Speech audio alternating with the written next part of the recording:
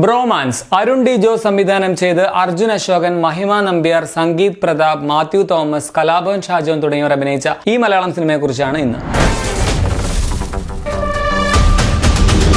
കാണാതെ പോയ ഷിൻഡോയെ തേടി പോകുന്ന അനിയൻ ബിൻഡോയുടെയും കൂട്ടുകാരുടെയും രസകരമായിട്ടുള്ള ത്രില്ലിംഗ് ആയിട്ടുള്ള യാത്രയാണ് ബ്രോമാൻസ്. വളരെ രസകരമായിട്ടുള്ള എൻഗേജിംഗ് ആയിട്ടുള്ള ഒരു ഫൺ റൈഡാണ് ഈ പടം എന്ന് പറയാം. ഒട്ടും മുഷിപ്പിക്കില്ല നിങ്ങളെ കേട്ടോ. പടം തുടങ്ങി കുറച്ച് കഴിയുമ്പോൾ ഒരുമാതിരി തേനീച്ചക്കൂട് ഇളകി വരുന്നത് പോലെ ചെലപ്പും മലമ്പും എല്ലാം കൂടി ഒരു ഓളം പടം. വളരെ ഫ്രഷ് ആയിട്ടുള്ള ഒരു കാസ്റ്റിംഗും പടത്തിന് ഗുണമാണ്. ഫുൾ കാസ്റ്റിന്റെയും നൈസ് പെർഫോമൻസും പടത്തിലുണ്ട്. ഷബീർ ആയിട്ട് വന്ന അർജുൻ അശോകനാണ് ഏറ്റവും നല്ലതായിട്ട് എനിക്ക് ഫീൽ ചെയ്തത്. അവസാനത്തെ ആ ഒരു ഓളം വെക്കലൊക്കെ അർജുന്റെ സ്ഥിരം ശൈലിയിൽ ഭയങ്കര രസകരമായിട്ട് തന്നെ പുള്ളി അവതരിപ്പിച്ചിട്ടുണ്ട്. മാത്യു തോമസിന്റെ ബിൻഡോ എന്ന ക്യാരക്ടർ തുടക്കത്തിൽ ഭയങ്കര വെറുപ്പീരായിട്ടാണ് തോന്നിയത്. ആങ്കർ ഇഷ്യൂസ് ഉള്ള ഒരു ക്യാരക്ടറാണ്. പക്ഷെ പയ്യെ നമുക്ക് ഒരേ സമയം ഇഷ്ടം തോന്നുകയും പാവം തോന്നുകയും എന്നാൽ ചിലപ്പോൾ ഇറിറ്റേറ്റിംഗ് ആവുകയും ചെയ്യുന്ന ഒരു കഥാപാത്രമാണ്. മാത്യുവിന്റെ ഒരു ഡിഫറെന്റ് ആയിട്ടുള്ള ഒരു റോളാണെന്ന് പറയാം. നൈസായിട്ട് തന്നെ ചെയ്തിട്ടുണ്ട്. എത്തിക്കൽ ഹാക്കർ ഹരിഹരസുധനായിട്ട് വന്ന സംഗീത് പ്രതാപാണ് പടത്തിൽ ഏറ്റവും സ്കോർ ചെയ്യുന്ന കഥാപാത്രം എന്ന് പറയാം. നല്ല കിടുവായിട്ട് തന്നെ ചെയ്ത് വെച്ചിട്ടുണ്ട്. മാസ് പരിവേഷമുള്ള സെയിം ടൈം കോമഡിയും കലർന്ന കൊറിയർ ബാബു എന്ന കഥാപാത്രം കലാഭവൻ ഷാജോണും നൈസായിട്ട് ചെയ്തിട്ടുണ്ട്.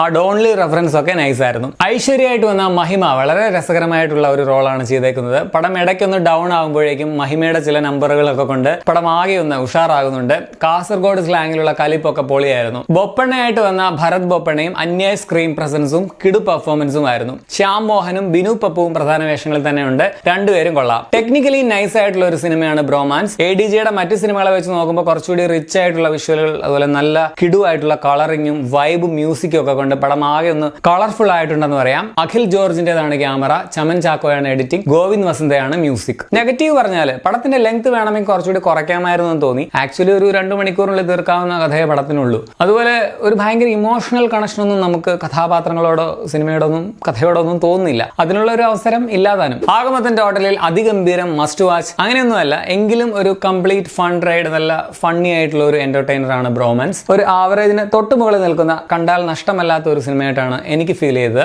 2 മണിക്കൂർ 16 മിനിറ്റ് ആണ് സിനിമയുടെ ദൈർഘ്യം. അപ്പോൾ നിങ്ങൾ ഈ സിനിമ തിയേറ്റർ കണ്ടുള്ളവരാണ്, നിങ്ങളുടെ അഭിപ്രായം കമന്റിൽ രേഖപ്പെടുത്തുമല്ലോ. അപ്പോൾ ശരിയാണ്.